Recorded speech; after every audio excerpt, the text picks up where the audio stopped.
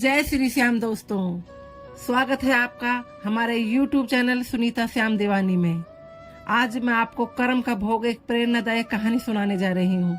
दोस्तों, इस कहानी से हमें जीवन जीने की सीख भी मिलेगी, तो कहानी को अंत तक जरूर सुनेगा। आइए शुरू करते हैं। दोस्तों, एक समय की बात है, एक नेता था। उसने अपने जीवन में कभी भी अच्छा काम नहीं किया, हमेशा दूसरों को परेशान करता था। सरकार के द्वारा शहर के सौंदर्यीकरण के लिए जो पैसा भेजा जाता, सारा पैसा वह खा जाता था। जनता को परेशान करना और उनका खून चूसना उसकी आदत थी। उसने अपने जीवन में कभी भी नेक काम नहीं किया। कुछ समय पश्चात जब उसकी मृत्यु हुई तो उसे नाग की योनि मिली, अर्थात एक नाग बना। एक दिन उस नाग के सिर पर किसी ने पत्थर मार दिया, जिससे वह लहूलुहान हो गया। उसके सिर से खून निकलने लगा और उसके सिर पर घाव हो गया। वहीं कुछ चींटियां उसके सिर पर, जहां पर घाव हुआ था, वहीं पर बैठती, उसका खून पीती और उसके शरीर का मांस खाती। उस समय उस नाग को बड़ी ही पीड़ा होती थी। वह अपने सिर को बहुत झटकता कि चींटियां भाग जाएं, लेकिन जितना ज्यादा वो अपने सिर को झटकता, उतनी ही ज्यादा और चींटियां उसके सिर पर आकर बैठ जाती और उस नाग का खून चूसती और उसका मांस खाती। दोस्तों, अब आप सोच लीजिएगा कि उसके शरीर से सिर्फ जान नहीं निकल रही थी, बाकी सारी दुर्गति उसके साथ हो रही थी। वह नाग बहुत ही कष्ट में था और मन ही मन ईश्वर से वह प्रतिदिन यही प्रार्थना करता कि हे प्रभु, मेरी जान ले लो और मुझे इस नाग योनि से मुक्त कर दो। एक दिन उसी रास्ते से एक साधु गुजर रहा था।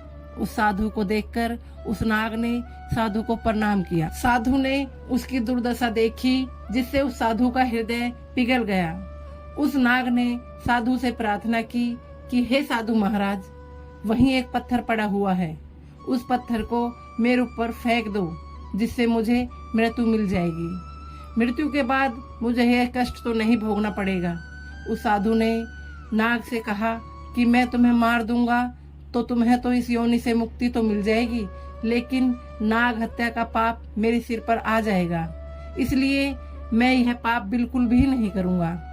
तब उस नाग ने साधु महाराज से कहा कि ऐसा मैंने कौन सा पाप किया है जिससे मुझे इतना कष्ट भोगना पड़ रहा है। तब साधु महाराज ने कहा कि पिछले जन्म में तुम एक नेता थे और सरकार के द्वारा जो भी पैसा जनता के लिए भेजा जाता था, वो सारा पैसा तुम ही रख लेते थे और जनता की भलाई के लिए तुमने एक भी नेक काम नहीं किया।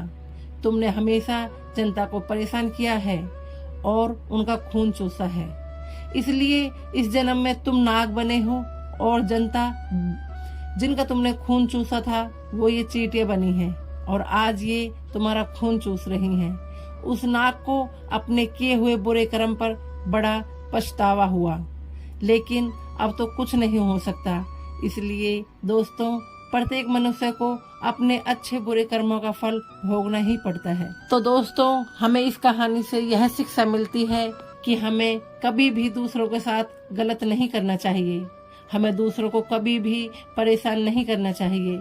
यदि हो सके तो हमें आवश्यकता अनुसार दूसरों की मदद हमेशा करनी चाहिए।